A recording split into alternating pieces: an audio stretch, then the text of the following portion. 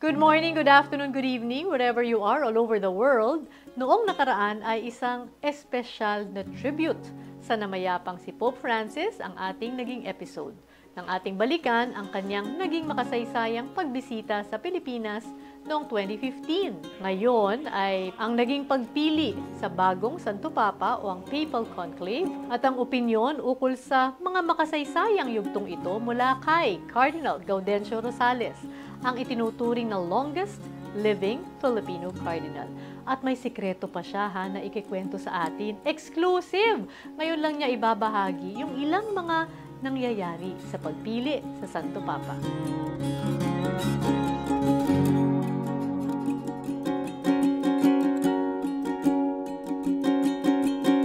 Noong itong nakaraan ay naglabas tayo ng Papal series, so please subscribe and watch them on my YouTube channel, like and follow me on my Facebook, TikTok, IG, and X accounts. Habemus Papam. Nagbubunyi ang buong mundo sa pagkakapili sa Amerikanong kardinal na si Robert Francis Prevost, na tatawaging Pope Leo XIV, ang kauna-unahang Amerikanong Santo Papa. Matapos ang 4 na botohan, sa ikalawang araw ng conclave, lumabas ang puting usok para i-anunsyo ito.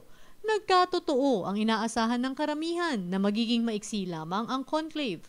Ano nga bang sikreto sa naging mabilis na pagpili kay Pope Leo XIV? Bagamat retirado na at hindi na nakabiyahe pa sa Vatican, ang 92-year-old na si Cardinal Gaudencio Rosales, sa ating exclusive interview, sinabi niyang batay na rin sa kanyang karanasan. Bago pa man opisyal na magsimula ang conclave, ang lahat ng mga kardinal na nasa Vatican, boboto man o hindi, nagkakaroon na ng malalim na diskusyon ukol sa mga hamong kinahaharap ng simbahan at kung anong uri ng liderato ang kinakailangan para rito. Kaya pagsimula ng conclave, may kaunting linaw na ang kanilang magiging direksyon. Pinag-usapan ang sitwasyon ng simbahan sa buong daigdig. At lahat na paparoon, voting and non-voting, hihingaan ng kanagpayo. Ano ang masasabi mo?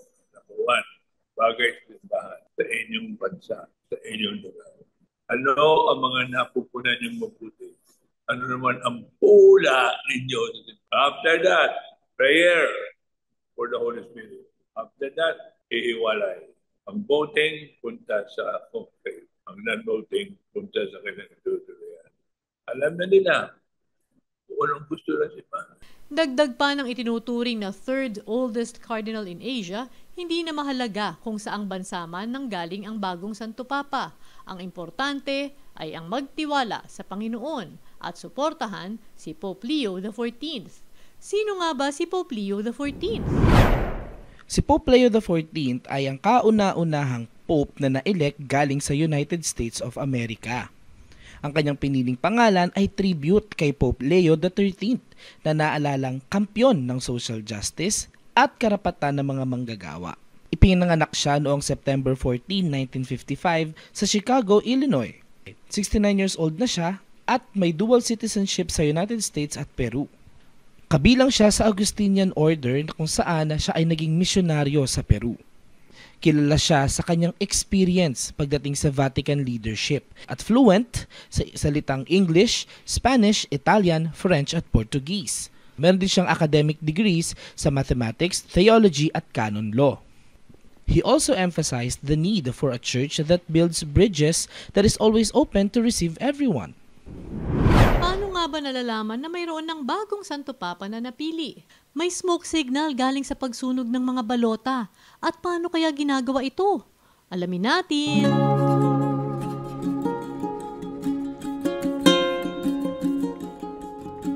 Tuwing may papal conclave, nagtitipon-tipon ang mga kardinal ng simbahang katolika sa loob ng Sistine Chapel sa Vatican para pumili ng bagong Santo Papa.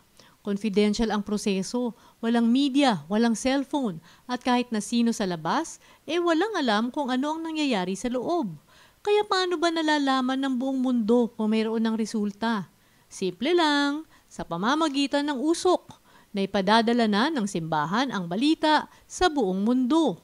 Dalawa lang ang pwedeng kulay ng usok, na lalabas mula sa chimney ng Sistine Chapel. Itim na usok o fumata nera ang lalabas kung hindi pa umaabot sa 2/3 ang majority vote ng mga kardinal. Puti o fumata bianca naman ang indikasyon na mayroon ng nanalong bagong Santo Papa. Alam nyo ba na noong 1958 nagkaroon ng false alarm dahil imbis na itim na usok ang lumabas, grayish-white ang unang nakita kaya akala tuloy ng lahat ay mayroon ng bagong Santo Papa. Noong mga panahong ito para makagawa ng itim na usok, magdadagdag lang sila ng dayami sa mga sinusunog na balota. Pagkatapos ng nangyari, naisipan nilang gumamit ng smoke bomb. Pero napuno naman ng usok ang buong Sistine Chapel. Matapos ang 5 taon, sinubukan din nilang gumamit ng army flares at chemical additives. Pero nagkakasakit naman yung mga kardinal. Simula noon, siniguro na ng Vatican na malinaw at solid na ang usok para wala ng kalituhan. Para magawa ito, gumagamit na sila ng mga chemical compound para makatiyak na itim o puti ang usok. Para makagawa ng itim na usok, gumagamit sila ng potassium nitrate, charcoal at sulfur. Mas nagbibigay ito ng makapal na itim na usok. Para naman sa puting usok, gumagamit ng potassium chlorate, lactose at pine resin. Ito naman ang naglalabas ng matingkad at malinaw na puting usok na madaling makita kahit nasa malayo. Alam nyo rin ba na si dating Pope Benedict XVI ang kauna-unahang Santo Papa na nag-resign voluntarily sa loob ng halos 600 years dahil ito sa kanyang health concerns? Si Pope Francis naman ang sumunod sa kanyang pagkasanto Papa na 2 araw lang ang itinagal ng conclave. Isa si Pope Francis sa mga Santo Papa na mabilis na ihalal. Opisyal na nagsimula ang conclave noong March 12, 2013 at matapos ang 5 botohan, nagsignal na ng puting usok noong March 13, 2013. Hudyat na tapos na ang eleksyon at may napili ng Santo Papa. Ang dating Cardinal John Louis Tauran ang nag-announce naman ng Habemus Papa. Ibig sabihin, we have a Pope. Habemus Papam. Pagkatapos, lumabas na ang bagong halal na si Pope Francis sa central balcony ng St. Peter's Basilica. O diba, sa isang usok lang ay naihahayag na ang isa sa mga pinakamahalagang desisyon ng simbahang Katolika. Hindi lang mensahe mula sa chimney ang smoke signal, kung hindi isang mensahe ng panibagong direksyon mula sa Sistine Chapel patungo sa buong mundo. Mamaya po sa ating pagbabalik, more exclusive kwentuhan with Cardinal Rosales. Tutok lang po sa Pamilya Talk. For more videos like this, subscribe to Jing Casañeda on YouTube.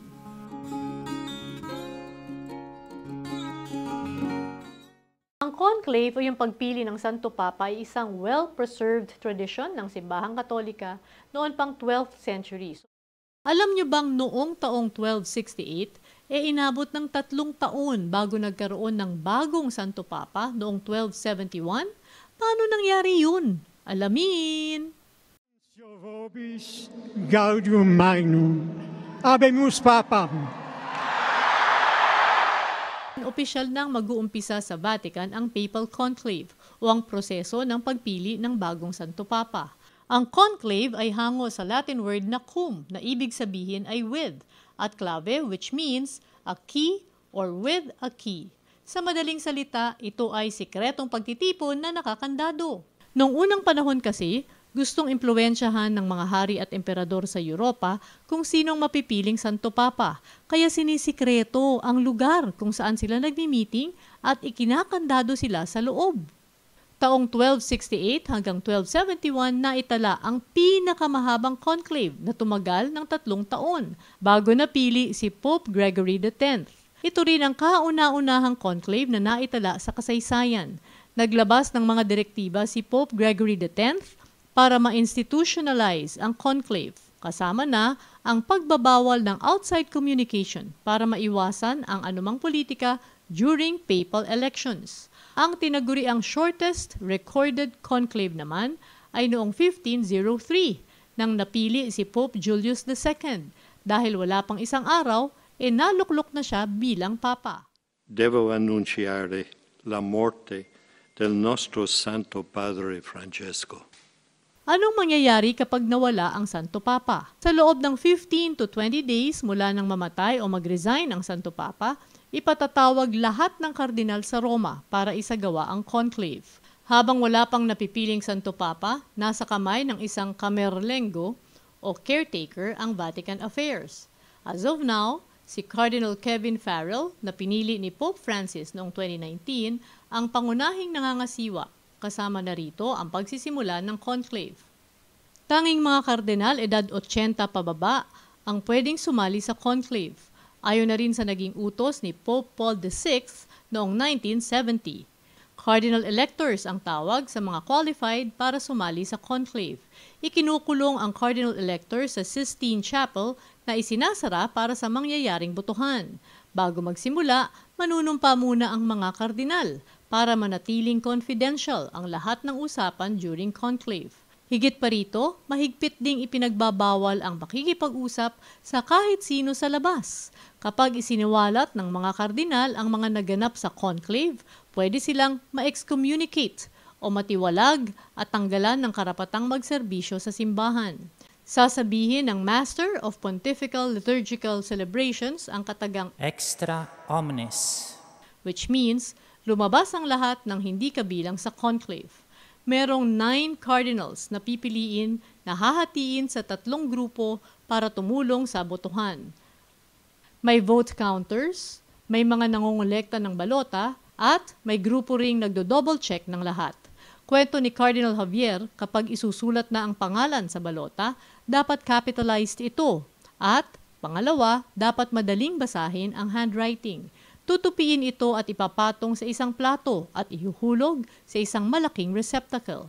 Para maiwasan ng double counting, bubutasan nila ang balota gamit ang karayom kapag nabasa at nabilang na ito. Kapag umabot na sa 2/3 ang boto ng isang papal candidate, hihirangin na siyang bagong Santo Papa. Bago makita ng publiko ang napiling bagong leader ng simbahan, tatanungin muna ng Dean of Cardinals ang nanalong candidate kung tinatanggap niya ang posisyon. Kasunod ay kung ano ang gusto niyang pangalan sa pagka-Santo Papa. Sinusunog ang mga balota. Para sa mga nag-aabang sa St. Peter's Square, makikita nila ang usok na puti, na ibig sabihin ay mayroon nang napiling bagong Santo Papa, o itim naman kung wala pa. At sa balkonahe ng St. Peter's Basilica maririnig ang anunsyo sa bagong Santo Papa. Habemus Papam. Marami ang nagpapasalamat sa pagiging progresibong Santo Papa ni Pope Francis. Tunay ngang nag-iwan siya ng marka sa mga tao, lalo na sa kanyang pagtanggap sa iba't ibang sektor ng lipunan. May pagpapatuloy kaya ng bagong Santo Papa ang nasimula ni Pope Francis? Kasama pa rin po natin si Cardinal Gaudencio Rosales. Mainit na mainit yung diskusyon sa pagitan ng conservatives, yung mga konserbatibo, ang pananaw ukol sa turo ng simbahan, at yung mga progresibo. So totoo pala yun, talagang may ganung tunggalian. Sino ang kampi, sino hindi kampi, sino tawag yung progressive, hindi progressive. Ano bang naahati ngayon eh? Kaya na ating iwasan. Huwag mo sa ating parasukatan, ito atin ang atin. So, how do you strike the balance? Paano ninyo, o paano ito babalansehin ng bagong Santo Papa? Ang pamumulungan niya ay hindi isang probinsya, hindi isang rehiyon, hindi isang bansa, kundi ang buong daigdig. Hindi po natin may aalis na baka makumpara yung bagong Santo Papa kay Pope Francis. Pero gayon pa man, syempre meron ding magagandang katangian si Pope Francis o yung kanyang pamumuno na pwede namang gayahin, no, ng bagong Santo Papa. Alin po yun? Galing siya, number 1. Mga tao rin. Salamat sa Diyos at may Pope Francis. Nakilala pati tayo. Pumawaan sa mga tupa, pagpula sa mga inaapi. Kanyang kasimplihan, buhay, simpleng tao. May mensahe po kayo para sa bagong Santo Papa? Sumunod sa gustuhin ng Diyos. Magpakabanal, magpapumaba, pamuno ng tama, at ang lahat ay gumawa ng gusto ipagawa sa atin at po may kapal. Ano pong mensahe naman ninyo para sa mga Pilipino? sumunod tayo ng presidente sa simbahan. Maraming salamat po, Cardinal Rosales. God bless you. Mga kasambuhay, isa pong malaking karangalan na muling makakwentuhan si Cardinal Rosales. Lalong-lalo na matagal na rin kaming hindi po nagkikita, Pero isa po siya sa tinatawag kong spiritual giants na siyang nakatulong para mas makilala ko noon ang espiritualidad at pagkatao ni Pope Francis. So dahil po sa kanila ni Cardinal Tagle, mas tumibay yung aking pananampalataya at mas sineryoso ko yung bahagi o yung halaga ng pagbibigay serbisyo sa mga nangangailangan. As we witness history unfold, let's stay faithful and trust that our new Pope will not just continue, but even go beyond the legacy of our beloved Pope Francis. Ipagdasal po natin siya at syempre ibigay po natin ang ating suporta. Dahil ang lakas at tagumpay ng simbahan ay hindi lang nakasalalay sa ating leader, kung hindi sa ating lahat. Magkakasama at nagkakaisa sa pananampalataya. Muli, maraming salamat po. Ako po si Jing Castañeda para sa Pamilya Talk.